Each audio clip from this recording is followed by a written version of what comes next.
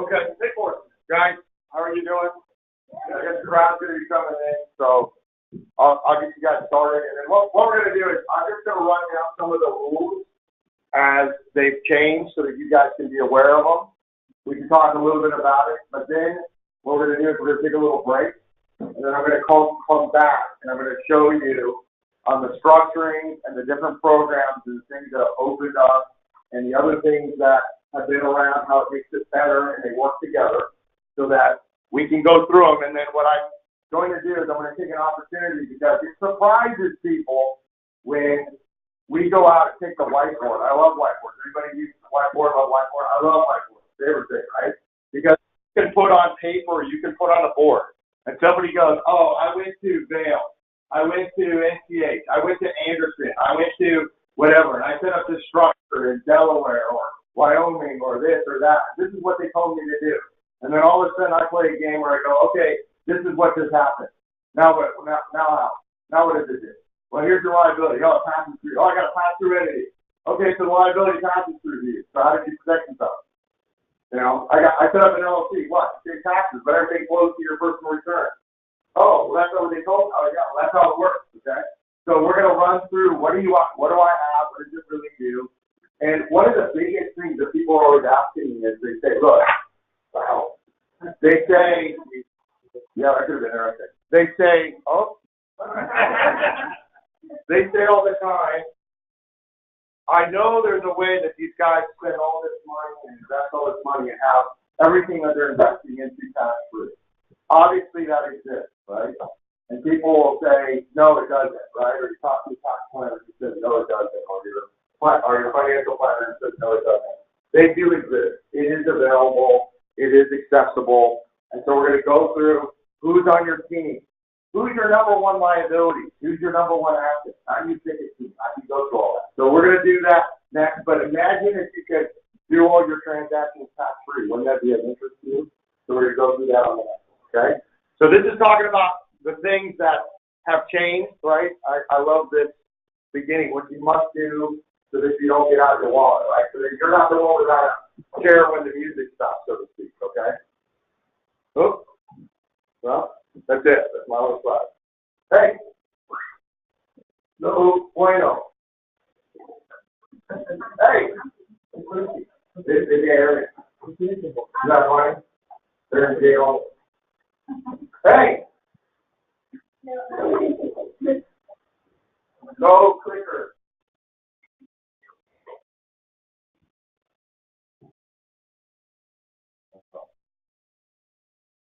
Well.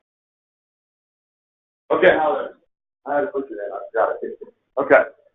So here we've had one of the most revolutionary changes out there, okay? Before 86, the code was always one way, right? When it got changed, everybody goes, oh my goodness, oh, right? And that's all we've known for the last 30 years, right? Now we have this new change, and here's the deal. It is a change. It is different, okay? And the thing of it, I can send all these to you. It'll save you a lot of pictures. So what's really changed is the fact that if you are working under the old code and you haven't changed the way you do things, then something is absolutely wrong. Like how much you're going to get out of the wall, because it's not the same. What deductible for is no longer deductible. How you figure out deductions is no longer there. Whether you're able to apply for all these benefits that come from like the 20% shop on entities, it depends on how you are set up and whether or not you are structured. Notice I say structured and not an entity. If you are a sole proprietor, if you are doing real estate as a sole proprietor, number one, you're crazy. Number two, there are no deductions for sole proprietors anymore. There are. You can go to your tax professional, you are going to get the surprise of your life come April. Because what used to be deductible last year or the year before, as an individual, are gone. But businesses have the deductions and structures. You're not going to be able to work out just an entity. You're going to have to be able to set up your structure so you can play chess, so you can move money around. And you might have to set up subsidiaries or divisions. And this is what you're going to have to do to survive the tax code. You either will spend some money to set up your structure, or because you don't want to bother with it, the IRS loves that, and they're going to be happy to take your income that you gave away because you didn't want to be black. the old codes, here's the new code, or excuse me, the tax bracket. Okay, you can see some of them changed pretty dramatically. Some of them didn't change so much. Okay, and the reason why we have 18 to 25, right, that's what's going to come up in 19, okay? Here's your marginal tax rate. Here's your block. This is your cutoff, right? Now, a lot of this stuff you can find out online, so I shouldn't be telling you anything that you really can't find out. But here's this big one. When you hit the 157, you see that number, the 157,000 as an individual, or 315 filing joint, that's when things really change, guys. It's really easy to get 157 or 315 working property. Okay, so you're going to have to find a way so that on this entity or that entity, I can move money over to another entity. And how do I do that so I can lower my basis to start dropping down to some of the different brackets? So we have a higher standard deduction that went up, but what changed from the itemized deductions was the standard deduction. People are saying, well, I can still take an itemized deduction. Sure, up until the standard deduction. That's it. So you got to understand your standard deduction is $12,000 as an individual, $18,000 filing head of household, and $24,000 filing joint. So you say, well, what if I'm filing joint and I have over $24,000 in itemized deduction? And I say, you're broke. People don't like that. That's the rule. So you're like, well, what do? That's it. That's all the itemized deductions you can take. Okay? You can take all the itemized deductions up to your standard deduction. Okay? And the reason why you still need to calculate your itemized deductions is because if you only have 20,000 filing joint, but you have 24,000 room, you're only going to get to take the lesser of the two. So if you have over 24, you can take 24, but if you have under 24, that's what you have to take. Does that make sense? You're going to take the lesser of the two. Now, here's the filing status. You can see it's moved up $200 for the individual, which moves up $400 and $350 for the head of household. Okay, those are your standard deductions, or that's where you can take your itemized deductions up into your standard deduction. The personal exemption was gone. Remember, I used to walk in there. The CPA used to give you $4,100 right off the bat, right? So if you didn't have anything, if you were a W-2 employee or whatever, you're going to take $4,100. That's gone. That's gone. So there's nothing for people that are really W-2s, and there's nothing for people as sole proprietors. Those things are all gone, okay? The child tax credit, however, went up to $2,000. Okay, it went from $1,000 to $2,000. So if you have a child, this is huge, because let me explain the difference between a credit and a deduction. A deduction will lower your tax basis by that much. A credit comes right off the top, meaning if you owe $30,000 in taxes and you have a $2,000 credit, you take 30 minus $2,000 and now you owe 28. It comes right off the top. Okay? Whereas when you had a deduction, it just takes a percentage at your tax basis. So credits are better than deductions. Okay? Now, the 5.1 savings plan. I don't necessarily like these, but the benefit is when you used to send somebody for 529 and they put money away for college, one of the things that used to happen is if they got the 529 and they didn't go to school, it was a waste. But if they went to beauty school or went and got a trade or whatever, do that. But now the 529 can be used for anything. Okay? It can be used for anything. It can be used for trade schools, beauty school, whatever. You can build that program for your kids and you can deduct it. I'm going to show you a program that's much better than that's even better than just the fact that when you put this money away, you only get to deduct up to your bracket. So I need you to understand, when you go out there and do something like a 401k, let's say you can put $50,000 into a 401k, let's just say. And let's just say you're at a 25% tax bracket. People don't understand that 401k is section 401.k of the Internal Revenue Code. All these things with numbers and letters are not better for you. They were built for the government. 401ks are nightmares for consumers. 411I, 427, TSP, STEP account, IRA, they are all built-in annuities for the government.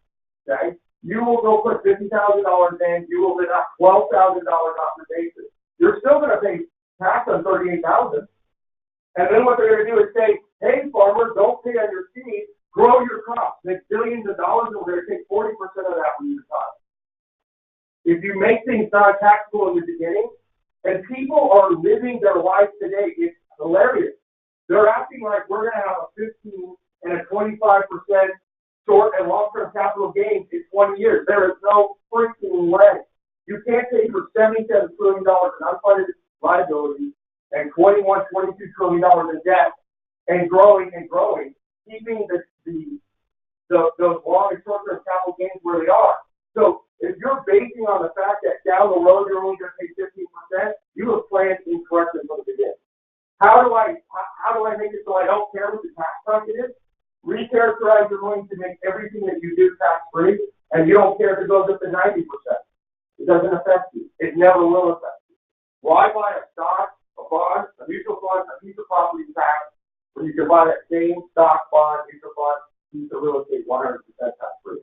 That's the program I'm going to show you next period. Mortgage interest is still deductible, so you got to understand that. Here's the thing that's not deductible. When you used to take your house and pull the HELOC out, if you took the HELOC out and you invested it, you would be able to deduct the interest. Now the interest is only deductible if you put the HELOC into your house, your actual home. If you take out the HELOC and you're paying 6% and you use it into an investment property, you can no longer deduct that 6%. So that 6% has to be amortized into your profit on your property. And a lot of times it will kill a deal and it doesn't make any sense anymore. You guys understand that? So when you take the money out for anything outside of your home, on a HELOC, you cannot deduct it. Okay? So, charitable contributions. Okay? So charitable contributions went up to 60% of your adjusted gross. You still have your insurance and your charity and things like that. You can give more away. So if you guys are into that thing, which I'm a big believer in giving, then you get more of a deduction. Here's the big thing that happened is we used to be capped when you had medical. I don't know if anybody has a special needs child or parents or kids with some kind of disability or where they need equipment or have some kind of disease or illness where you're spending money on. It used to be capped at $7.5 or up to $7,500. Now it's unlimited. You can put, if you have the expenses and your child needs it or you need to pay for it, you can put it. You can pay for it. My name is Will. I see Bob and Lisa like the box over there. Okay. This is a big killer. This is what's changing and why people are flowing into places like Nevada. Why people are flowing into your state. Okay. State and local taxes. You need to figure this out when you're doing a deal. If you have property, anything over $750,000, that's your cap. You cannot depreciate the property off that anymore. That's total. Okay. 10% on property, state and local taxes. Your first 10%, you get to deduct. Everything after that, you don't get to deduct. State and local taxes, when you went and bought your receipt and you purchased something, when you paid that tax, you got to deduct it. When you bought vehicles and all that, you got to deduct it. All these different taxes, your state, any state or local tax, isn't deductible anymore against your federal tax. So I'm in California, it's 13.3% state tax. Okay? Now, what you used to be able to do, that you're no longer able to, is you would take your 100% income of your federal income, take that 13.3%, pay that state income tax, then subtract 13.3% from the 100% of the federal income tax. You follow? So now you only pay tax on 87%. Okay? But now you have to pay the 13% and your tax bracket on the 100%. You don't get to deduct it. It's like paying on 113%. Okay? So that is a tax that a lot of these states, where the individual is living hand-to-mouth, that haven't figured to put it away to give it to Uncle Sam this year, and they're not going to have it. Okay? They're not going to have it. And they're going to find out that they don't have it in April. So now what do you think they're going to do? What do you think is going to happen in April? When they know that they owe $10,000 in state tax that they couldn't deduct. What do you think they're going to do? What do you do when you owe IRS? What do? Do you invest? Do you buy property? Do you buy a new home? What do? You save, right? But you're not buying properties, are you? Are you buying stock? No. You're working a few more months to go pay back that $10,000, right? You're working your next month, saving up the money so you can pay that back $10,000 because the IRS is running an interest rate against you, right? But now you're earning money this year, but you didn't save for this year even. So do you understand how this is going to cause an issue with the way that consumers buy things and how people do things? Now, will it necessarily affect buying houses? I don't know. Will it affect the purchase of goods and services? Yes. When it affects the goods and services, what market is it affecting? Which market is affecting? Which market? Who sells things in a forum where goods and services going up causes the price to go up? What market? Stock market, right? If people are buying less Apple phones, does the stock go up or down? Okay, well, I couldn't buy an Apple phone this year because I got to get them this month because I had to go pay for my property tax or my state income tax. You understand? So when people are buying goods and services, what's happening to the state stock market? What's happening to people's perception when they see the stock market go up? Do they feel secure about buying other things? You get it?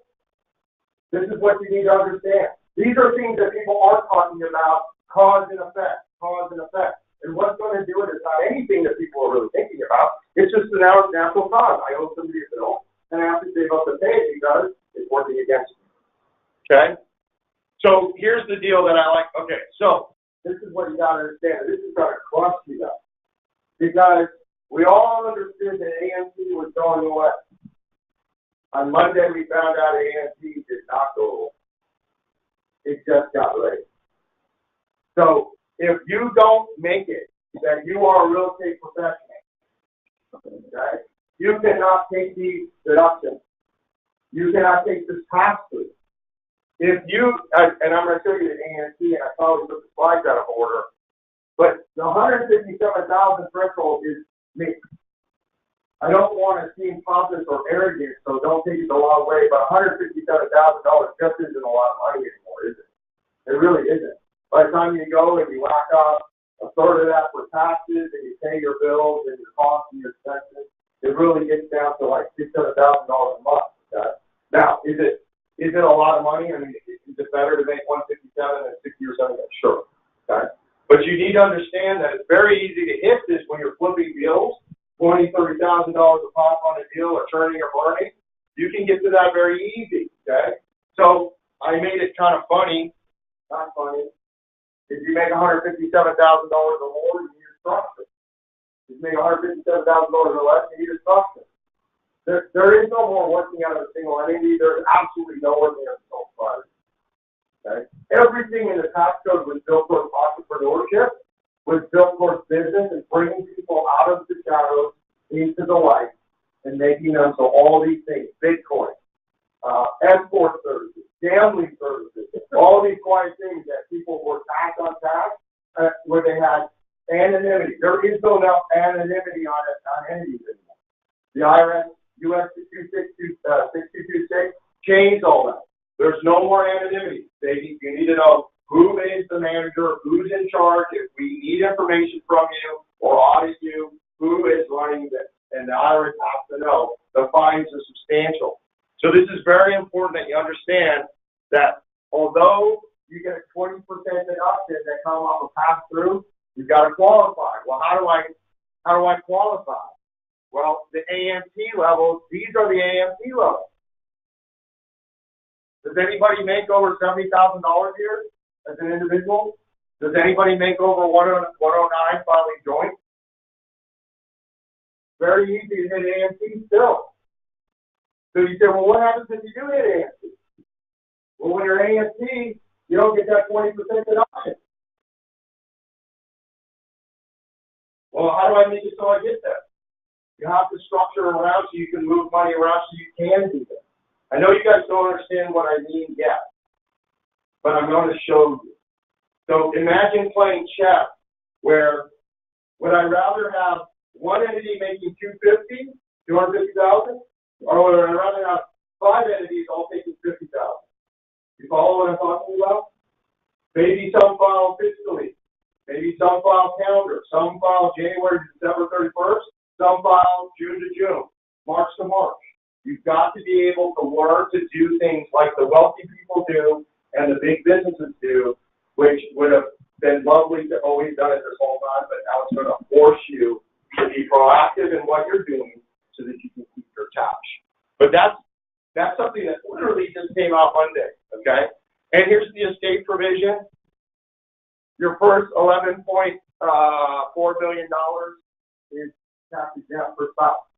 So you go, well, my estate planning, I don't need to do it. I don't need to do it. That's not true, guys. Estate plan, even though you have unlimited homestead provisions and all these things in Texas, your estate plan does a whole lot more for you than just that. First of all, those numbers are never, ever going to change. Okay? Especially not now. Those will change. Okay? So the first thing is those are going to change. Probably going to go back to 5.6. I even heard $4 million. Okay? That means everything over that number is taxed at 55%. Okay? The second thing is you don't plan based on what's today. You plan for 20, 30 years down the road. The third thing is when you're dealing with your estate, that's you not going into probate. So just because you have the exemption, if you don't have your estate set up, wills are directions to the probate court. You can fight them, you can argue them. The creditors can come after creditors. But if you have a trust, it's fighting. And here's the biggest thing that people don't understand. They think that just because they're married and just because you have bank accounts or you have financial services problems or you're in a bank or you have properties together or whatever, that when one spouse dies, the other one seamlessly takes over. No.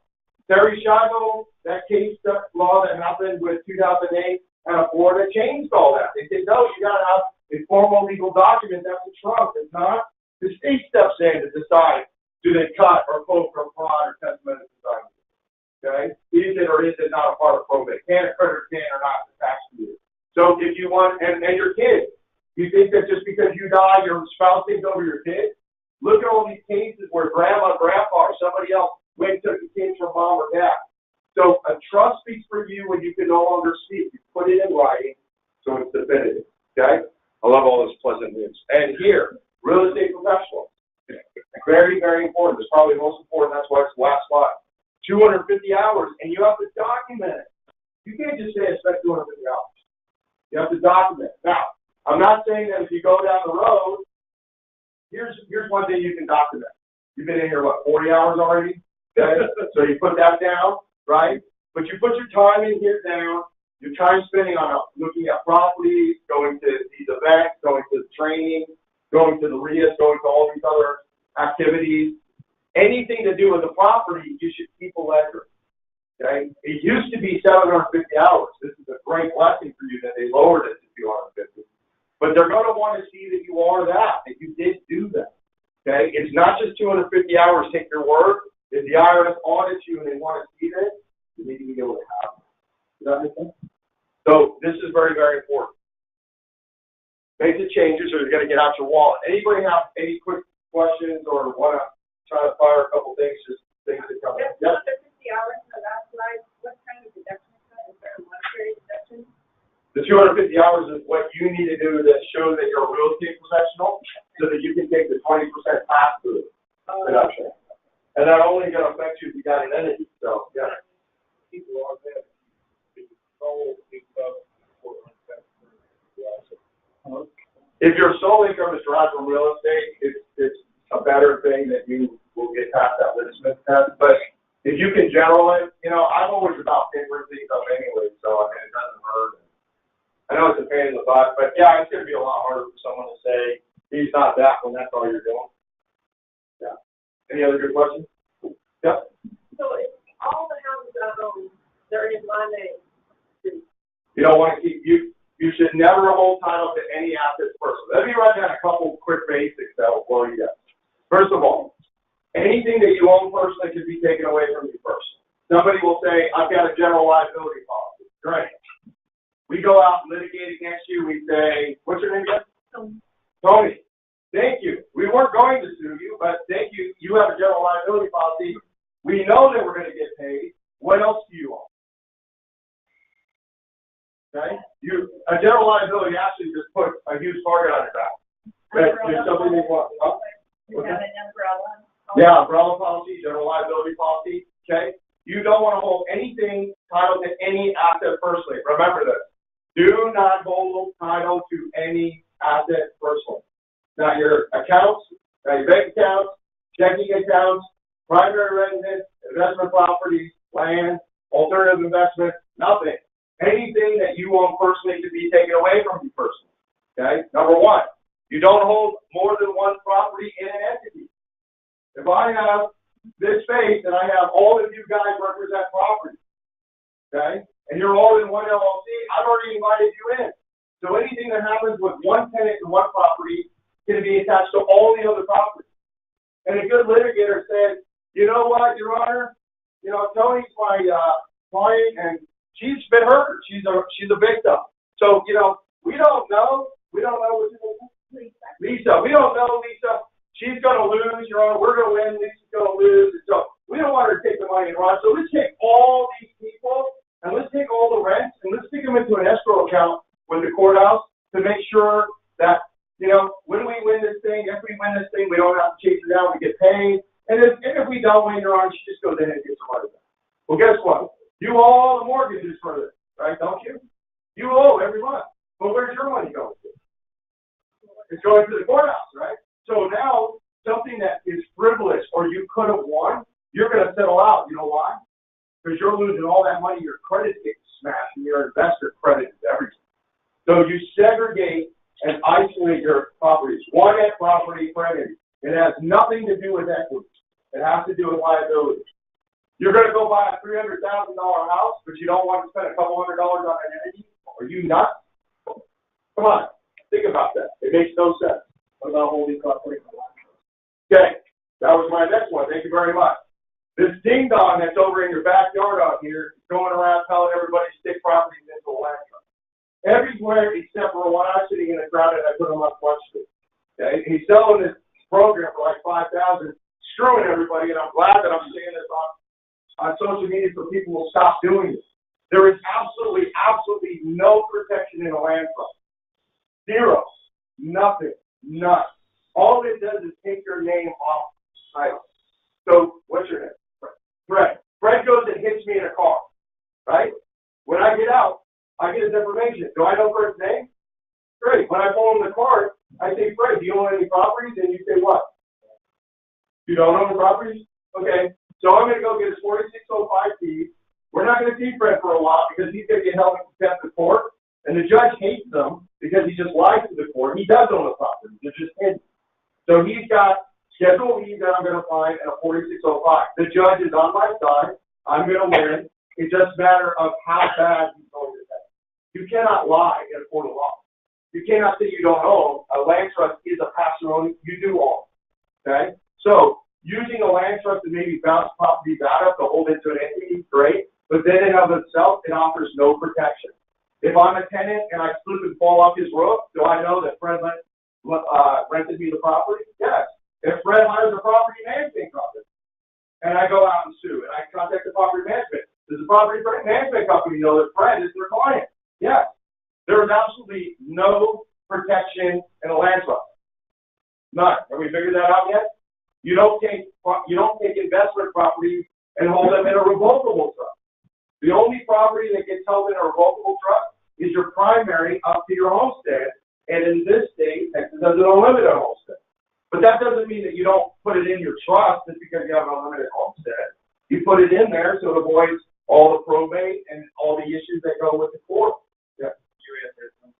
Okay. Yeah, so just because you got the homestead, right, you want to put your estate in it. And I work out of my business, but then where do I hold the interest of my businesses if you're not going to hold it to your back end to your estate? Right? See, the thing is, people have all these pieces. I got an entity, I got this, I got that, I got a trust, I got all that. Yeah, great, but nothing's talking to each other. Nothing's working. Nothing communicates with each other. So if a judge is looking at your stuff, he has no idea what goes to what. You need to have agreements. Your operating agreements need to be custom built for what you're doing. If you're an investor, you can't go to Legal Doom or Biz Filings or one of these places to go get an operating agreement. It's got to be built specifically for the way that you invest. Are you doing flips? Are you doing holds? How do you take How do you schedule your depreciation? What do you take as deduction? How are you doing distribution? What is the deduction to the business? You have to figure all that into your operating agreement. And your front end, your entities need to talk to your back end. They all need to be working together. Because if they're not, and they're not audited, and you're audited, you're going to have issues. And if you don't run your business like a business, you won't have protection. Your CPA is probably your number one liability, and if anybody's a CPA in here, I don't have a problem against CPA. It's just bad CPA. It's like a bad mechanic. Okay? CPA, your CPA and who you pick to work with is probably your number one liability. CPAs don't get paid to find deduction and to structure you in the most tax-advantaged way. They are there to file your return. You will pay them to file your return. It will go out like a mill, and it comes back. They're in the return business. You need to have people that understand your specific industry, not that just do, carpet and paint and HVAC guys and a doctor, a lawyer, and all these other conglomerates, but for real estate people. There are deductions for real estate people. There are ways to structure real estate people that are completely different from the way that an HVAC guy has his operating agreement. Everything is moved towards being specifically for your industry and the way that you do things and how that you do things, and it's being proactive and understanding what it is that you have and actually working inside of your entity and having the protection and receiving the benefit. And I feel so bad. I feel like I'm yelling at you because I'm trying to get into the speaker, but being engaged. So I'm not mad at anybody except for if you don't fix it like that. But so I apologize. But if you guys can hear me, I hope I can document everything. So guys, understand that things are different, and everybody is different. But there's certain things that are similar, but nobody's the same. And so there is no such thing as a package, right? When somebody sells a package, you know what you do? You put on your sneakers and you start running. Because all those packages are built so that when it's $5,000, that it's only going to all work for 1/10 of the people, and they're going to make their money on all the slushy things that they didn't have to do for you, that you would never take advantage of, that you thought you were going to do, but you never are. Every product that you have has to be built for you. Everything that you have has to cost. And if it doesn't do that, you're not going to get the benefits of the protection. You're not going to get the benefits of the tax. And if you guys pay for all this stuff, you have this stuff, you should take the stuff that you have that's usable and fix it so it works right? Redo your agreements, and if you have a hole, just plug it. You don't have to scratch all the stuff, but we need to take it and put it together and have it make sense. And you really need to understand the one best thing about my clients is you can ask them, what do you have and how does it work? And they're a walking billboard. They know. They don't need us because we taught them. Okay? People go and take your stuff, other firms, and they'll hear. And they rely on you to spend money to come back, right? They want you to keep coming back. But that's not right. That's not even ethical. You should know what you have and grow, and where the relationship comes from is because you're growing, and you need more stuff, and you're buying more assets, and you're creating more partnerships, and you're creating greater network. And so you need more services. That's where the relationship should go. So I completely disagree with the way this industry is. There's people that get in front of this room that will tell you, you need to do X, you need to do Y, and you need to do Z, because they sell X and know X. They know Y and sell Y, and they know Z and sell Z. That's not the answer. The answer is knowing what it is that you do, what you want to do, and how you want to do it. And knowing how these things work, what things do you need to make your program work for you? You guys understand the difference? So you need to know. You should be telling your CPA what you need. He works for you, she works for you, they work for you, you don't work for them. You need to understand your stuff and make sure you get what's coming to you. Okay? So, that's the end of my babble. I think we're going to take.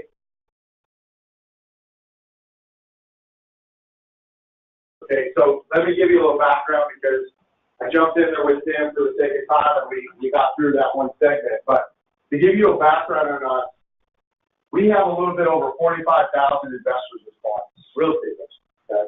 We got another, couple dozen thousand more than that as business owners that invest in real estate or do alternative investing.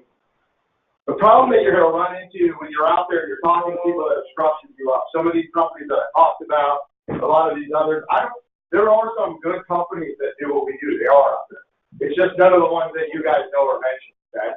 Most of the ones that are out there that you would see out or whatever are these guys that are running around doing shows and doing events and things like that. The other guys are so expensive.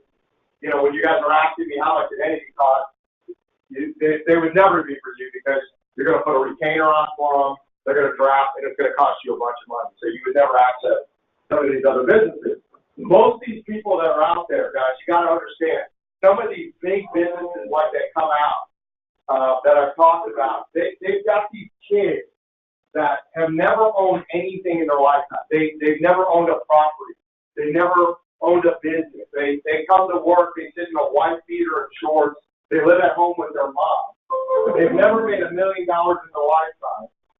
They don't own a single property, and they're giving you advice on how to structure what it is that you do, okay? It's unbelievable, okay? You're going out there and you also run into, you also run into situations where people that are running structure stuff, they've never been in a courtroom. They have no idea what a judge would say.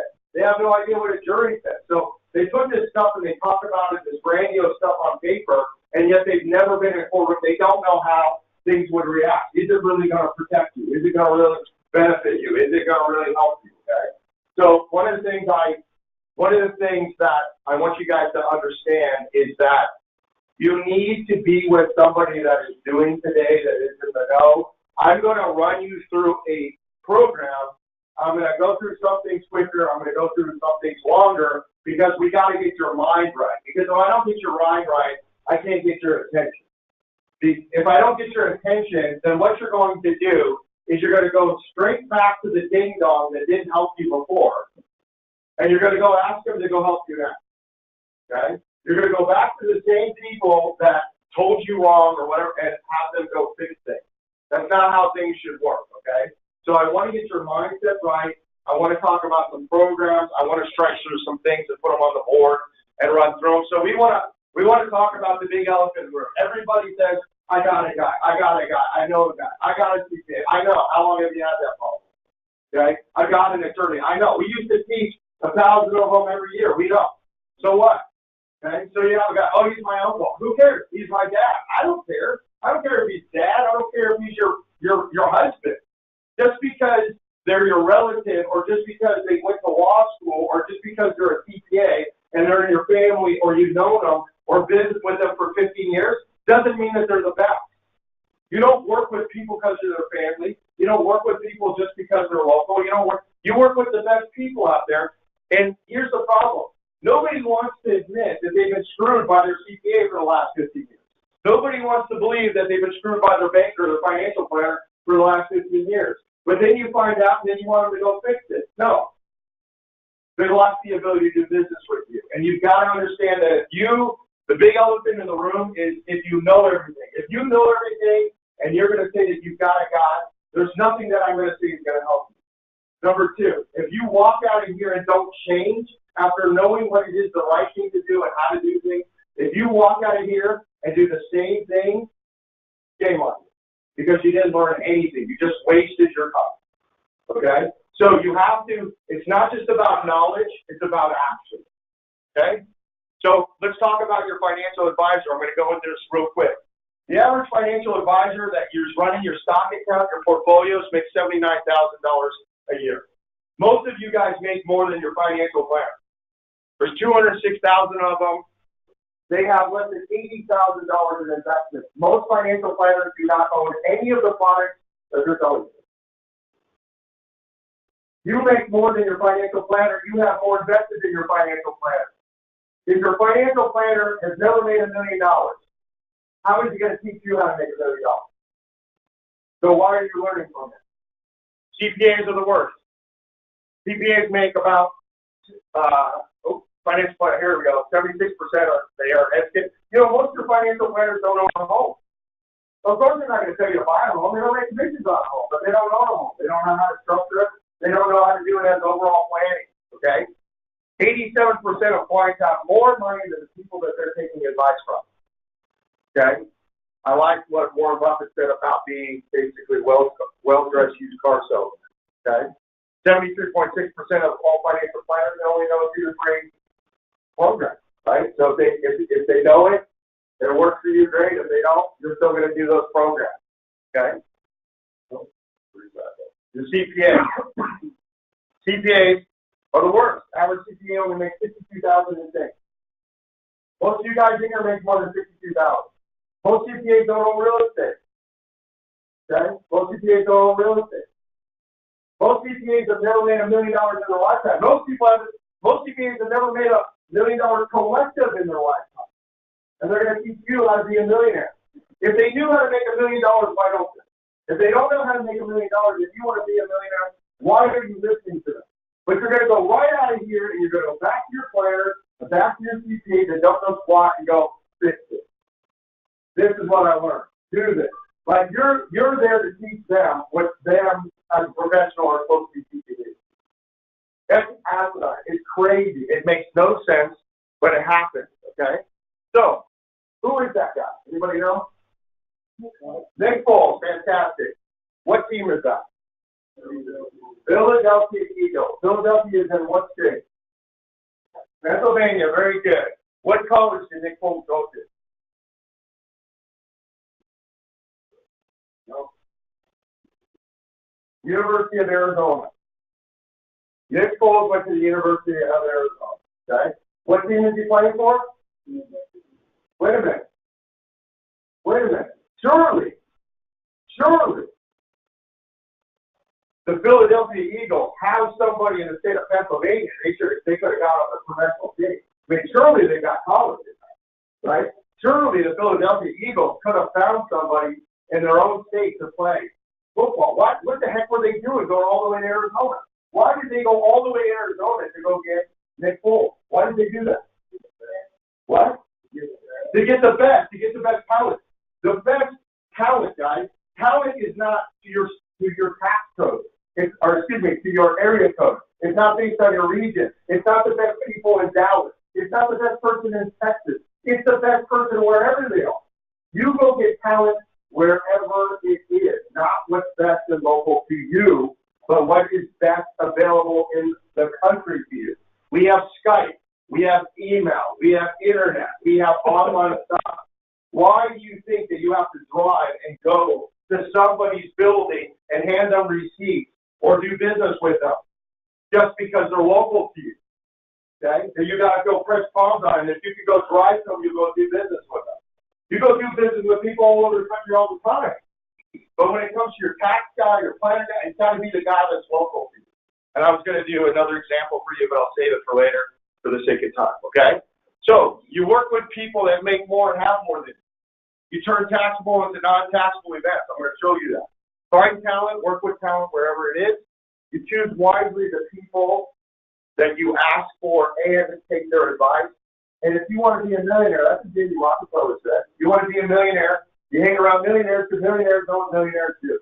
You can't learn how to make $500,000 a year hanging around people that make $50,000. Okay? Birds of a feather flock together and all that stuff. Okay? Here's the tale of two investors. It's the same thing that's going to happen today. So I was sitting at something called the Money Show. You got all these accredited investors. They stuck me in this big ballroom, the same room that was packed. I had more people in my room than Steve Forbes, than the president of the Heritage Foundation, even Ameritrade, Merrill Lynch. And they're like, what is going on? And I go out there. I have this whole room filled up, right? I'll never forget. It was a little over a year and a half ago. There's investors that are sitting in the room. You get a real estate investor sitting in a room, two guys went to high school together, went to college together, came out and decided they wanted to be investors together. They go out there and they've got roughly about $100,000 that they're putting out there in the property. Everything is 50-50. Now what happens is, when I get through with talking or sometime if somebody's going to help me out or whatever, we're going to pass up these things called gold sheets. And when you fill out these gold sheets, it gives you the ability for you to speak to me. Okay? Unless you don't like me, I can put you with somebody else. But people fill out that gold sheet, we set up a consultation, and we walk through it. So these guys both fill out sheets, Okay? We both had a consultation, one guy one day, one guy the next day. One of them said, you know what? I know I'm always busy. I always got another deal. I got another transaction. I can always deal. I keep going around this carousel. I'm going to jump off the carousel, spend a few dollars, get this thing done so I can keep the majority of what I'm working for. The other guy, he's like that, but he knows everybody. He's got a guy. He's too busy. I can't stop. I can't do this. I can't do that. And he's just going to keep going around and around. So if one stops and does something, the other one doesn't. They get out a year later, and they both made about $140,000, $150,000 each, right? Because everything's 50-50. Here's the difference. One of them gets out a check and pays for a Camry, so we had a Camry. The other one doesn't pay anything. What was the difference? They're both in the room. They both heard. They both filled out a sheet. They both had a consultation. What was the difference? One was proactive. One did something. The other one didn't. And it's always going to be that way until you take action. Okay? Education without action is nothing. Okay? So you got to decide if you want to be a smiley face or a sad face. Because everybody's different. Your structure needs to be built specifically for you. We talked about this. Okay? Everything needs to be piecemeal for the way that you do things. This tax reform deal is a big deal, and you have to change with it. I had all of my things up here, but you know most of those. We hit most of those. Here's the big thing, upstream, okay? So let me go ahead and kind of draw this thing out for you. Can you guys see up here? Or let me put this up. So let me kind of give you a rundown so you guys can understand. I know you're saying, well, how do I see these companies making millions of dollars in income and they're paying hardly any money in taxes? How the heck are they doing it? You can't work out of a single entity. Don't even think about not being a company, number one. Number two, don't think about not being a structure. So let's just say I'm over here and I have a Texas entity. Okay? I have a Texas entity, and this is going to file taxes January 1 to December 31. Not like a lot of you in here? Yes? Play with me. I'm not going to look. Okay. So this Texas entity, this is maybe an LLC, and it makes $100,000 during the year. Okay? Gets to the end of the year, right? It goes out there. What we're going to do is we're going to create a relationship with a subsidiary company. This company does marketing, finds other properties to develop. It works with the tenants. It feeds stuff into, and then it fixes the AC. It fixes the landscaping thing goes wrong. A bush dies, a door breaks, whatever. Whatever kind of relationship that you're already dealing with property management, that's what this does. But this is going to be a Nevada entity, and this is going to be a corporation. Okay. And what this is going to do is this is going to file taxes fiscally. So maybe it files June to June. Okay? Now, that individual goes and has a $100,000 gain and has $50,000 in expenses to service the property and the debt. Okay? So it's less than $50,000. In a place where you have high state income tax, that's a problem because you got state income tax on that. But if your basis is really high, you've got to move it off your balance sheet. So what happens? When it gets to the end of the year, this company invoices the Texas entity for the $50,000. Now it's an expense to the business. Where does the money now go? Into the Texas entity. The Texas entity has all the way to June to expense out that money. You understand? It was going to lose it. It's taking part of that money. It's going to Uncle Sam. Now it has that money to use all the way for another 6 months. It grows. Maybe it grows to another 100,000. It gets to June. What is it? What happens then? What do you think happens then when it gets to June? I'm going to send it back here, right? I'm going to take this company, it's going to invoice it. I'm going to buy back the shares, or I'm going to buy back the stock. Do you understand? You see how you're moving money around the board? Okay? Do you understand that? Do you see what's going on here? Okay. This is what's going to happen when you guys are dealing with this tax code. Is you're going to have to learn how you set it up so that you have subsidiaries so that you can move money around too. Very, very important, okay? And we're going to get further and deeper than that. All right, so you're going to have to treat investing like a business. That's what a lot of people don't do. You got to set it up like a business. You have to have custom operating agreements, custom bylaws. You got to work in that system. The number one thing that I'll tell you as an investor is commingling. You cannot use your bank account like a piggy bank. You've got to, the account, if you've already done this in your entity, you killed your entity. So if you went out and took your entity, and you went out there and you bought bubble gum or paid for the movies or whatever, the same account that pays for your business structure and your business expenses, that's a business entity, can't be used as a piggy bank to take the kids out to Burger King to go eat. The money needs to be siphoned off, separated, designated as salary or whatever you're going to do with it, but it can't all be done in one account. If you don't run your business like a business, two things happen. Number one, if you're sued, what will happen is a good litigator will say, oh, no, Your Honor, this isn't a true entity, this is their alter ego. They never ran it like a business, and they're going to allow them to attack you personally. Number two, if you're audited, what will happen is they'll say, oh, no, businessman, you know, all those deductions you took, those were for a business, but you chose not to run your business like this. So therefore, we're going to take all your deductions, we're going to take them back, pull them out, put them on a Schedule C, we're going to apply 7 years of interest and penalties, and now you have a 6-figure tax. You do need to run your business like a business. You can't be doing in the past what you did in the past. You cannot do it in the future. It is not the same. It doesn't work the same. It doesn't operate the same. Poor people want to own things. Rich people want to control things. People keep saying, I own houses. I own houses. Even Tony says, I have 12 houses, right? Or whatever he said, I don't know. But people say, I have this many rentals. You should have anything. You don't hold title to properties personally. Nothing should be held to you. All you want is the least amount of interest in it and still have the benefit and control of it. Poor people want to own things. Rich people want to control things. Poor people want to own a Mercedes-Benz. They want to own the big house in the hills. Rich people say, I don't want to own a Mercedes-Benz. I just want to drive one every day. I don't want to own the big house in the hills. I just want my family to live there every day. So here's the magical question. If you don't own it, can somebody take it away from you? So you want the least amount of ownership and still have all the benefits. Okay? Very, very important. Why buy a piece of real estate tax when you can invest in that same piece of real estate tax?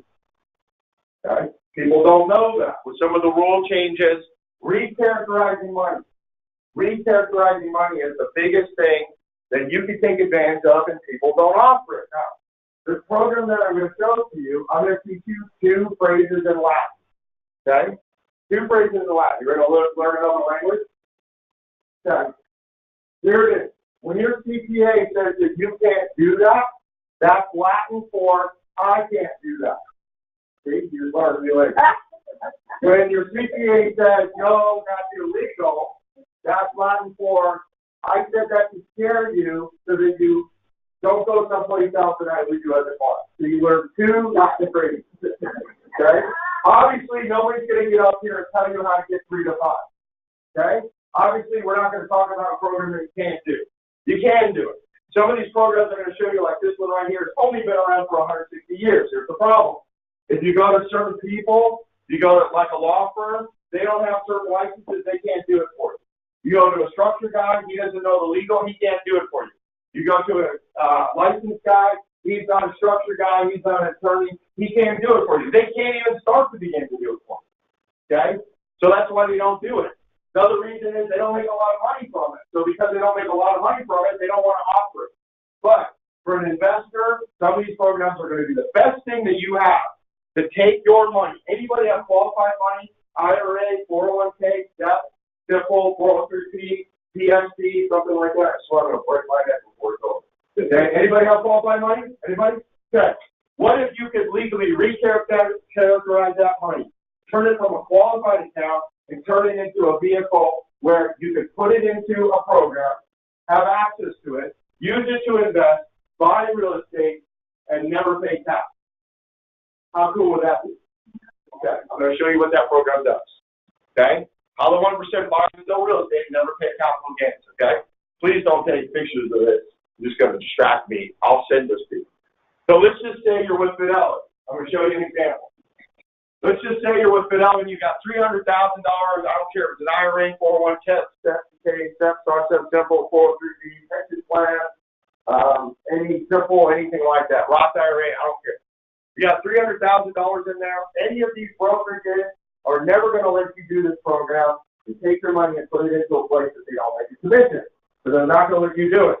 So what we have to do is we have to get you into a structured account, a qualified account with a 1035 exchange, assets in kind that's going to move from qualified to qualified and allow you to move that money over without a tax penalty, without a fine, without fees, without anything.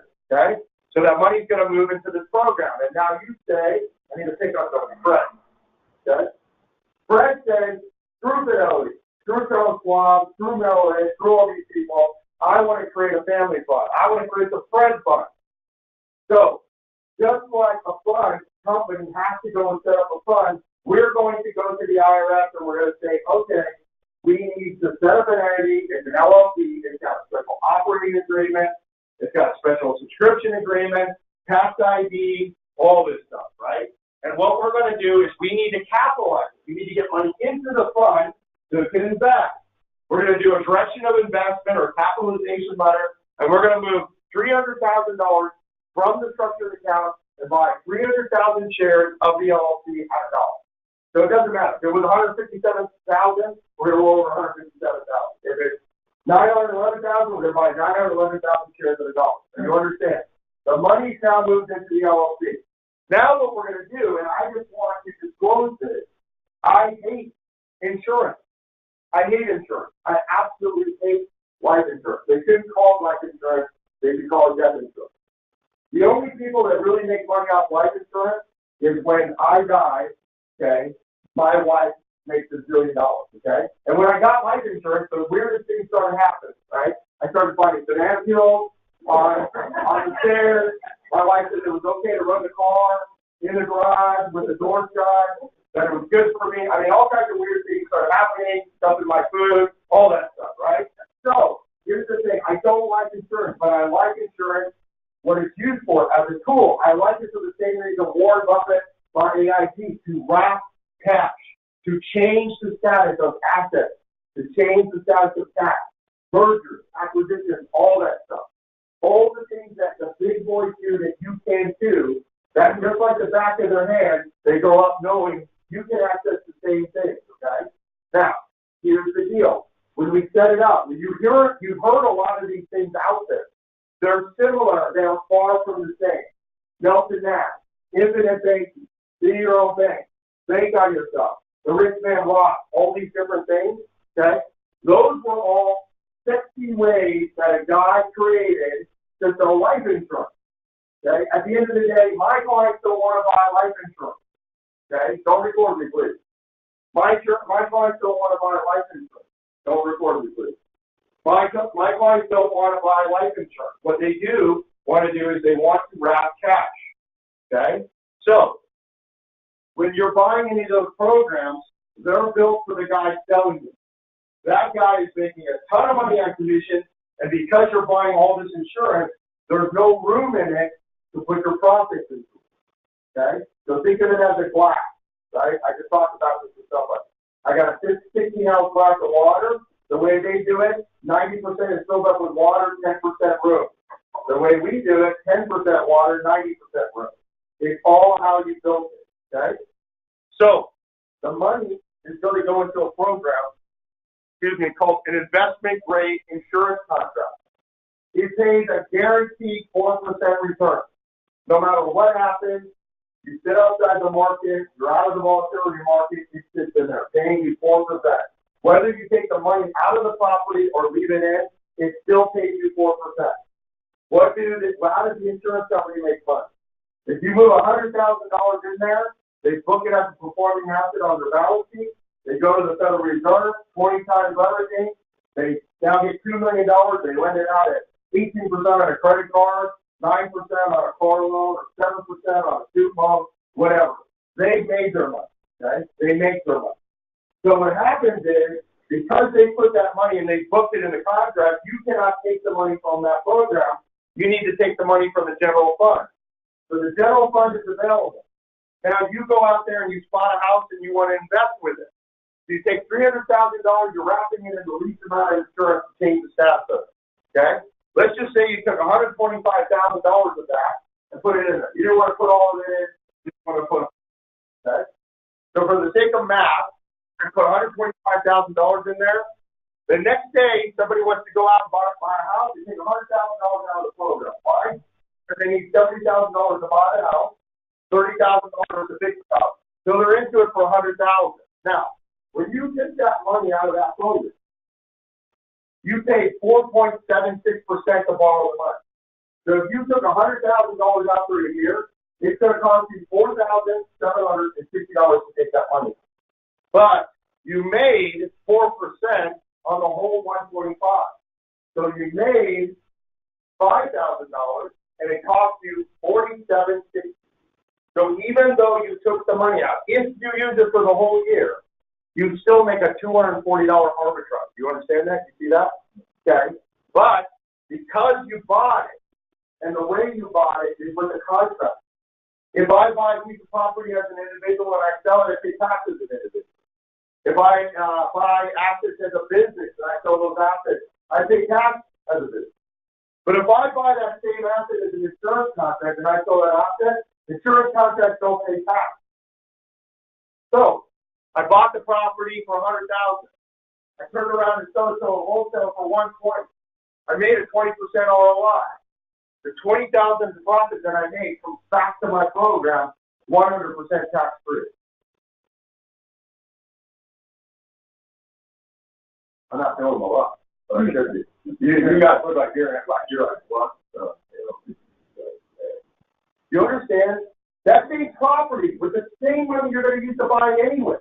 If you take it out of your pocket, you're going to create a taxable event. But if you reposition it into the program and it makes that same purchase, you created a non-taxable event. But I'm going to live off this $20,000. Okay, then pull it out as loan. Sure, why? You pull it out as loans. You use to live off it. So let's just say, what's your name? Zip. Him? Zip. Zip. Okay, I like that. So Zip goes out there. Zip saves up $1 million, and he wants to retire. He's going to pull it out. I don't have a way to do an example, but I'll just kind of give you an idea because I don't know what you want to live off or whatever. But let's say you have $1 million, okay? He has $1 million, and he's going to have something like a $5 million death benefit, okay? First of all, if you buy stock funds or mutual funds or whatever, and you pass on your IRA to your kids, if it has $500,000 in it, they're getting $500,000. But Zip's got $1 million in it, it's got a $5 million death benefit. So what happens is he's going to pull it out in the form of loans his whole life. And Zip, on his last day, like Scrooge, he's going to spend his last dollar, and he dies. Okay? Now, when he gets to the end, he's got his whole lifetime to pay back those loans. Now, if he doesn't pay back those loans, what the company is going to do is they're going to take that $5 million, and they're going to subtract $1 million, and his loved ones, his heirs, his beneficiaries, are going to get a $4 million tax-free death benefit. When I had my IRA and I got $500,000 from an inherited IRA, I'm creating a taxable event for somebody. But he turned $1 million into $4 million tax-free for his legacy. You understand? You're trading quarters for dollars this way. The other way, you're trading a taxable income. Okay? That's a burden that keeps passing on. Now, another thing is, 95% of all people will use long-term care. Less than 5% of people have long-term care. So what's going to happen is when Zip, if he becomes disabled or chronic or some other disability or needs long-term care, what people do is they liquidate the retirement account so they can pay for the long-term care. But Zip doesn't have to do it because the way this program is built, the program takes the death benefit, it takes 24% of the death benefit up to $20,000 a month and uses it to pay for long-term care. So he doesn't have to come out of pocket or lose his principal balance for long-term care. Yeah, you take some of that money out of the fund for your down payment for property and get a mortgage on it. Yeah, you can take 20% and finance the rest. You don't have to pay tax with that stuff. Yeah, you can just take that's what it should be used for. It should be used. That's what it's called, be your own bank or bank on yourself. It's your bank. You're the guy. Okay? So I'm going to show you. Okay, I can show you with stocks, but I want you to follow something. Remember how Tim and everybody that was on the panel talked about debt. Okay? And they talked about tax and debt are the number one problem. This is going to blow you away. Okay? I want you guys to pay attention to this. Okay? When you buy, let's just say we have a $300,000 house, 30-year fixed, 4%. You're going to cut a check every month for $2,000 to be in a take it up the school. Okay? Why is it when you fill out your loan form and you fill out an amortization schedule, it says that $300,000 house is going to cost you $500,000, $600,000, $700,000 over the life of the 30 years? See, the problem with the property is not the $300,000 property. What is the problem? It's the 4% interest.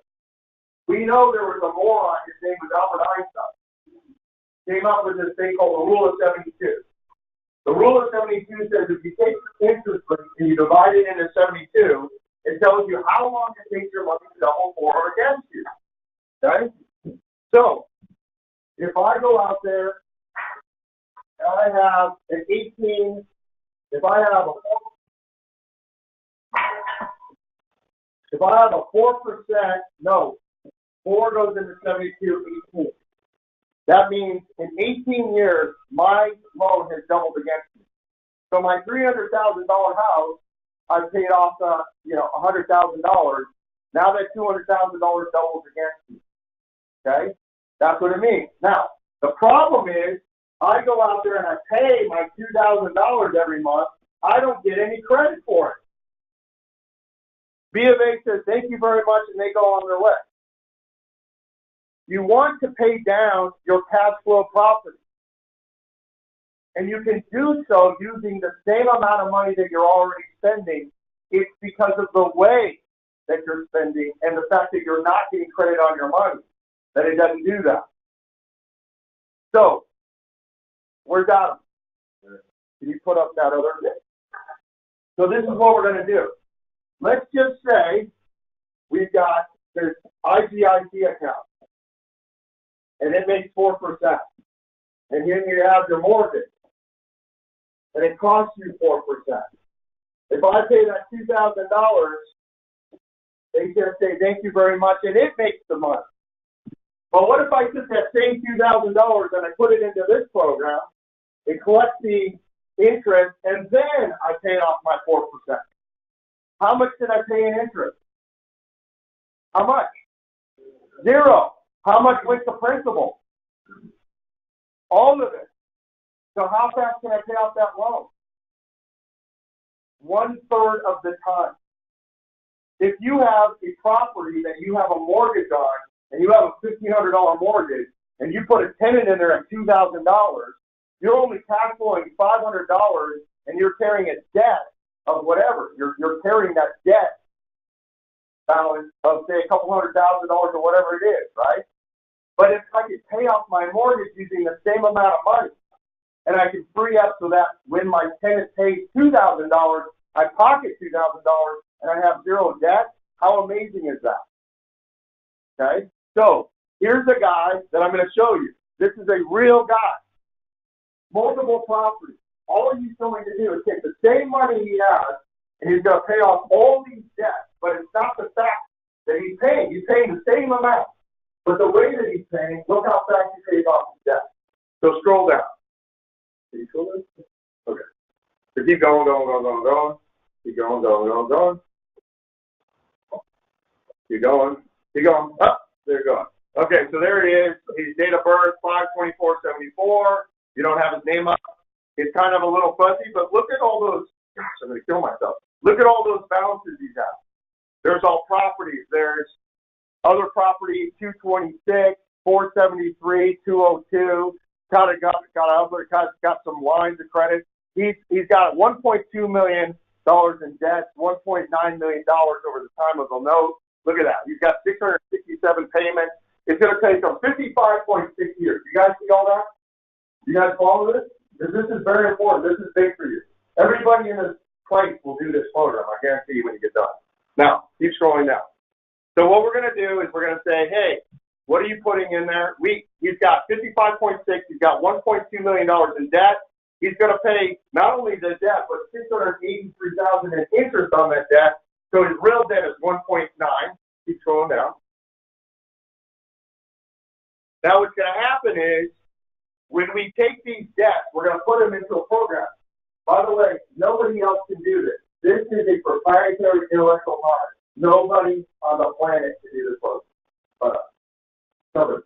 You cannot take this anywhere. Nobody else has it. This is only exclusive to us. This was created and built and patented and the IP, and it's all ours. Nobody else can do this. So when they put this money, they put this in there, it figures out the debt. It even's got his dad, where he borrowed from. The interest rate, everything, and it pays in a way that allows you to snowball. Not Dave Ramsey snowball, where he says live on beans and rice, like the beans, beans and rice, like the beans. And then by the time you get done in 10 years, you pick up the phone, you call Dave Ramsey, you yell freedom, and you're broke. Then by the time you get done, his debts are paid off and he's got a couple $100,000 in his program. Holy crap, are you kidding me? Yes, let's look at it. Set up 55.6 years, it's going to take him 9 years. Scroll down. There's his interest paid, interest saved. His liquidity is $14.9 million, and savings and death benefit $50 million. Go down. Okay, there's his roadmap. Yeah, that looks cute. Keep going. Yeah, keep going. Yeah. Okay, here he is. Now, what he did is he's paying a whole lot more than this. And we just did this with $4,000 of his dollars just to show him. So he didn't reposition everything. He just said, he didn't really believe it. And he said, okay, I got $4,000. I'm gonna just reposition $4,000 of it. So he's putting $4,000 a month. You understand what I'm saying?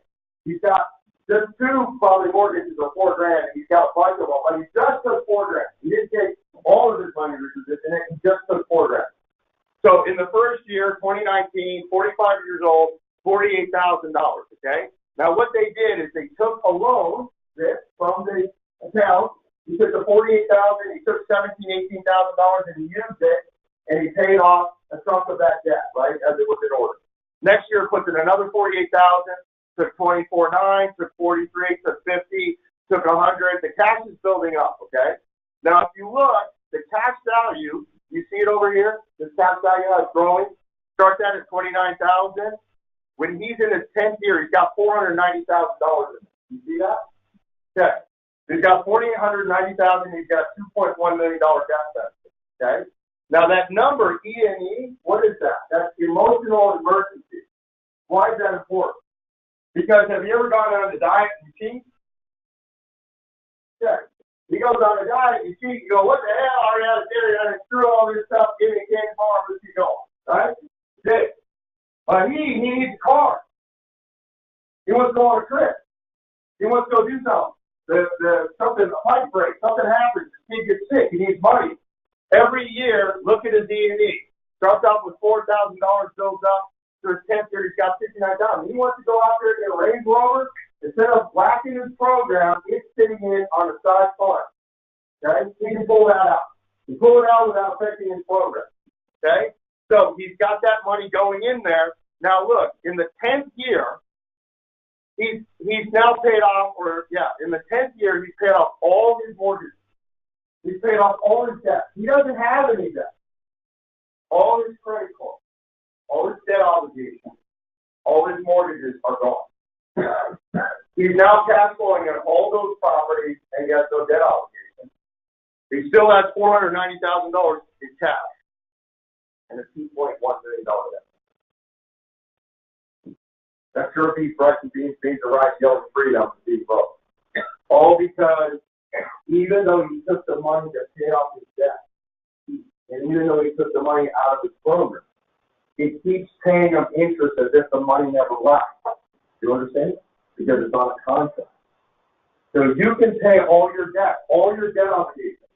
I pay $500 a month through my credit card company. I did it. But now you're going to put it into this program. It's going to hit and bounce off. It's going to make interest. It's going to grab that interest. It's going to take it over, and now it's going to pay the debt. You understand how powerful that is? Because now you're getting credit to pay your bill. Before you were sending it, they're making money. Now you're putting in the program and you're making money. Now, guess what he gets to do if he wants to do it? He now doesn't have to pay $4,000 to service debt. So what can he do with that $4,000?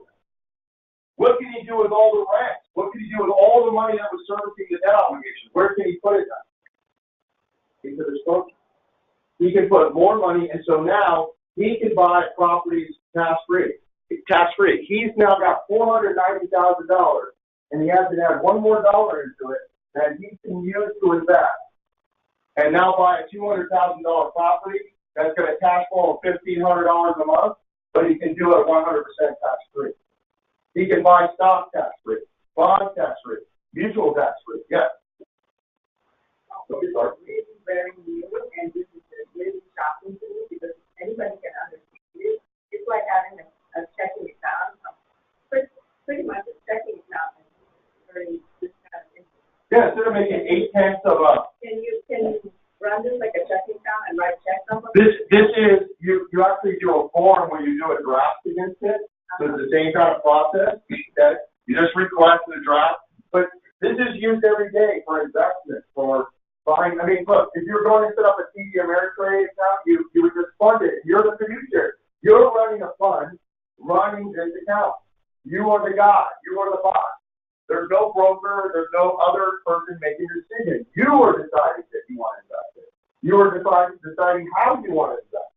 You make the decision. So the caveat is this. It's not foolproof. It's only as good as the investment that you go into. If you make a bad decision and you lose money, now, even if you lose money, you're still going to get paid that rate as if you didn't lose it, right? You're still going to be making it on your contract. But the core tax that you need to put properties is gone because you lost it. So you still, it's not foolproof. You still got to make good decisions.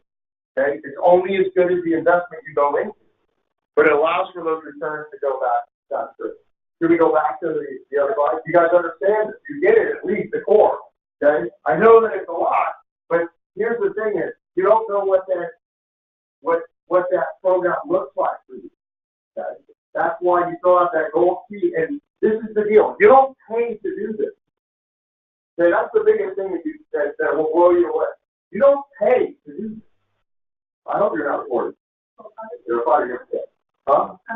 Okay, so this is not where we make our money. Where we do is you have to set up. People will go and set up entities. Okay, you got to set up an entity for the fund. Okay, people do their estate, so it costs to.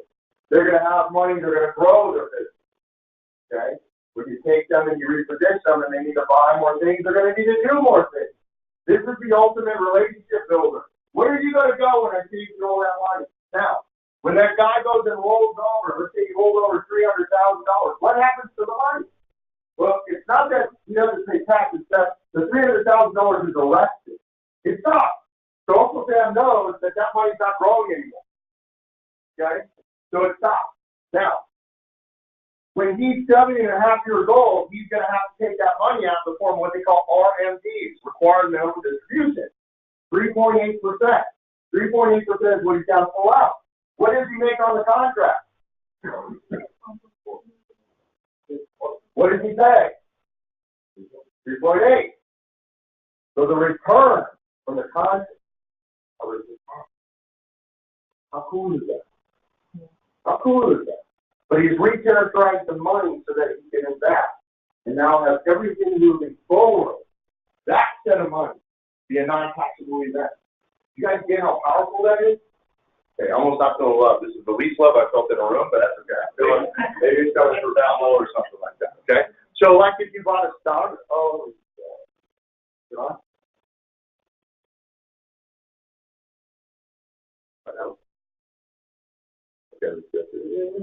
Okay. So if you bought a stock, what would it look like? Oh, there it is. Okay, so he buys. Does anybody know who that company is?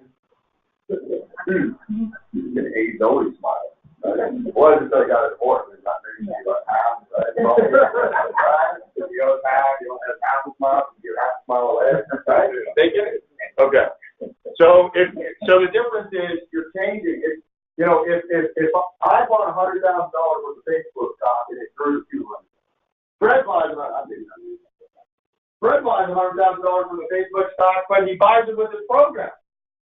and I sell my stock, I'm going to pay capital gains. When he sells the stock, what are you going to pay? Look where you want to be. It's not that you can't change what you invest in. It changes how you invest in it. You understand? That's what the thing is. Did anybody know what this is? This is the most hilarious thing I ever did. You guys, he created something that you use every day because of his name. This is Eduardo Severin. This is the guy who funded Facebook. Huh? I thought that was you there.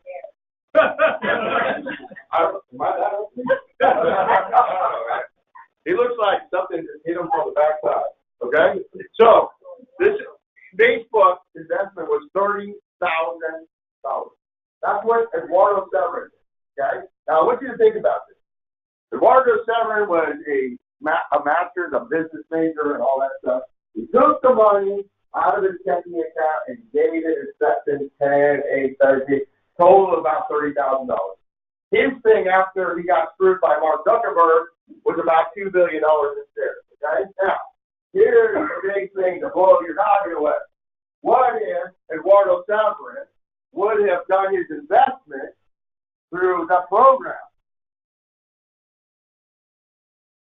That $2 billion was all it is. It's not the fact that he didn't take advantage of the opportunity. You guys are going to have tons of opportunities to buy them. It's not the fact that you jump on the opportunity. It's how you go and buy the opportunity. If you don't stop and jump off the carousel and give yourself a chance to make whatever you're going into to be tax-free, you're going to get out. Look how much he paid. He paid like $700 million in tax. Okay? What if he could go back? Do it all over again. Would he? Would you? How many banging deals have you guys done where you're like, God, that would be great if I could have done it tax-free? Same amount of money, same amount of risk, same amount of time. You just get to keep more. I know that hurts your feelings. There's no risk. There's guaranteed investment. No mutual company has ever filed bankruptcy. 65% of the national debt is owed by the insurance industry. They're the largest lobby in the world. They don't go down. It's just fiduciary guarantees. It's liquid. It's protected from creditors. It's protected from the IRS. There's no more low MMTs. There's tax-free. You can collateralize it. You have disability business benefits, the whole 9 yards. So I ask people this question. What's the single reason not to do it? Why would you ever not do it? You don't pay $5,000, $10,000, something like that to do the program. That's how we do it. How this works is you give the information, it goes into a program based on what you do and what you're trying to do. It's built for you, and once it gets built for you, you engage that, and away you go. That's how the program works. Okay? Are you local? No, I'm not local. Am I local? Yeah. Am I local? No. Little local, not local. Yeah. Can you actually use the account as where all your rents go in and all the money? Yeah, so you buy a piece of property, you have the rent. Rent can go in. People will say, well, I need money to live on. Okay, well, buy some property so you can cash flow and keep it. Buy some property so you can cash flow and never pay tax on it. We talked about your retirement account or separate money funding this thing. You can put a dump, and so you understand, and I don't lose any money. You can put money into this program monthly.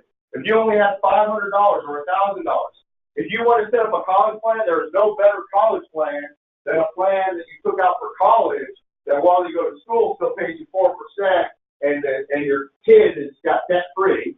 This kills the 529 program, number one.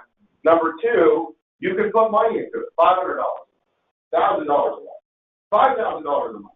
You can drop $100,000 and $500 a month, $1,000. You can mix it out. You can build it however you want. There is no one answer. It's customizable. It's built tailor-made for everybody individually, the way that you guys live your life. You build it.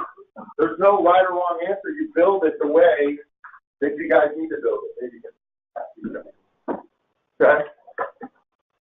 You can't do this unless you can do the legal and the accounting side, and the tax side. You have to have insurance license. You got to be able to know it. That's why people don't do it. It's not that they can't do it. It's not that it's been around. Why you haven't heard of it? Because people don't want to go out there. Hey, guys, I don't have anything against insurance guys, okay? But insurance guys want to go and build a product to where they make a commission. And if you're buying a bunch of insurance, then you don't have cash value. If you don't have cash value, you don't have money to invest. So if you're paying for insurance, you don't have the cash to invest. Some of you guys are sleeping. Yeah. If you roll your Roth IRA or IRA, how would that work? I just showed you for half an hour. No, How would it work? Just transfer it out. we would do everything for you. If that's the answer. Yeah. So everything we're showing out here, we do for you. Okay. So I don't know if that makes sense, but you're buying the entity. So I didn't know quite what you're asking, but you're rolling it out. You're buying the entity and all that stuff. Okay. I've got. Yeah. Anybody else have questions? Here's the deal, guys. We literally got the next 2 weeks to have consultation with you. We would do it by phone. I don't need to be sitting down and breaking down the neck. We'll do it by phone, and we'll figure out if we can work together, if there's something we can do for you guys. If you turn that program in, one of the things that I'll do before I leave is I'll have my calendar. We left spaces in the next 2 weeks. Why is that important? For a couple of reasons. Number one, all your fundings and everything has to happen before April, so we need to be able to get it set up so you can do it. Number two, we're getting ready to do a presentation in front of about 9,000 to 10,000 accredited investors. You guys don't talk to us, you probably won't talk to us for 6 or 8 months. We're going to be slow. This is probably about the last thing we're going to do before we do that. That's it. So if you guys don't know if you want to make the retirement account tax free, I can't help you. If you guys don't know if you want to save taxes, I can't help you. If you don't know whether or not you want to protect your assets or not, I can't help you. Okay? If you don't know those things by now, if you haven't had the pain, if you haven't learned your lesson by now, I can't help you. But this is a proactive thing. We are the only ones that can do the program, and if you don't have us do it, you can't take advantage of the program. Literally. Literally. I'm saying that on tape and everything because we are the only ones that have that program. That thing you just saw because we created it. It was created. Okay? And nobody else can offer it. Nobody else can do the things that we do on that program. Okay? Because we have the idea. There is a group I think I heard or saw that was in the Northeast. If you want to do this, they'll charge you $25,000 to roll your funds out. And you're more than welcome to go to somebody like that if you don't like us. We don't charge for that. That's not what we do. Okay? But if you want a comprehensive look at what you're doing, you got to fill out that sheet. We don't know if we can take you on. We don't know if we will take you on. Okay? We don't work with everybody that comes in because sometimes it's just not a good fit. And if it's not a good fit, maybe we can hand you off to somebody. But we need people to be proactive.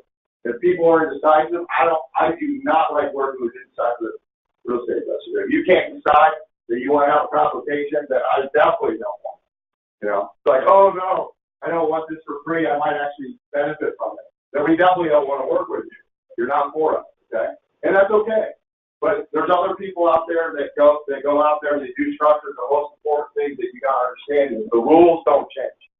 Okay, the fact that you're working with somebody that might not know and they don't do and they've never been in the trenches is going to affect how it hits you personally. Any other good questions out there? Any? No. The number of withdrawals you can do a month. If you have 10 rental properties, you have 10 deposits a month. You wouldn't do that. You would just put in 10 deposits and you would take out one chunk to go pay your bill. Or you pay your bills out first and put the rest of it in. And there's nothing left. But can you like you keep asking me that, but I can give you a different answer, but yeah, the same. It's a glorified, instead of making 0.8%, you can use it to do everything you're doing and make 4%. If you're going to go pay off your debt and you don't get credit for your program, if you leave it in your checking account and do it the way that I showed you there, you're always going to be behind the 8 ball. If you earn an interest rate and then pay off your debt, you're going to pay off your debt in a fraction of the time. Right? So it's not the amount of money that you're putting in there, It's how you, it's not the fact that you're paying off the bills, it's how you're paying off. There's all your gold people will click that and take. And then I got 2 minutes to go with that. Fill up both sides. You can, or just at least the front. Any other good questions? Nobody's got it. Yeah. This is how the big corporations pay taxes. This is how a lot of the people with money don't pay taxes. I mean, the number one way to make things so you don't pay taxes is to create them as a non-taxable event. Did you guys learn something today? I hope you did. I hate the fact that I felt like I had to scream at you. I hate that. I'm broken. But, So do you invest in platforms? yeah, that's it. So all these, like, okay, so you don't charge a fee, so all this money is invested in platforms that give high returns so that you can actually. You pick what you want to invest in. We don't do investing. We only have 2 rules on investing. We don't do any investing. Any. Okay, there's only 2 rules on investment as an investor. Number 1, we tell investors, don't lose money. Okay? Number 2, make it so that if you invest, when you get a return, you get to keep the lion's share of your return. I don't care if you buy stock, bonds, mutual funds, real estate, I don't care what you do. We don't make money on investments. We don't have a buyer. I don't care what you go into. I just care whether or not you do it in a sound way and you get to keep your money. That's all I care about. Anything else? You want to buy notes? You want to hard money lending? When you have, let me just finish with this. When you have a self-directed, okay, it's not the same as a self-directed Roth, even if you have millions of dollars in it. I can't take from my primary residence. I can't buy a second home. I can't partner with my spouse. I can't partner with this guy. I can't invest in this because I have UBIT. I have a privilege transaction here. I have privilege. It's not a self-directed Roth, okay? It's a self-directed Roth on steroids. I can pay off my home. I can buy my second home. I can invest in that business. I can fund a business. I can buy a business. I can fund capital. I can pay payroll. I can buy a car. I can buy a publicly traded company. I can buy a privately held company. I can go send my kids to school. I can buy a 67 Camaro, fix it up, say, oh, I'm Barrett Jackson. I can buy paintings. I can buy stone. I can do all the things that a self-directed would never let you do, and all the things that it will do. And put a whole lot more than $5,500 a month a year. Yeah. If you own the IP, We have people. They're not. They're with us. Yeah. If there's people out there selling this program, it's because they're under our board. So I'm going to tell you something else. I'm going to tell you something else that you can do. You can ask Nick questions during the next break. Yep. And you can talk to him at the happy hour afterwards. And you can contact him after this. And you can also take a 10-minute break and clap for Nick.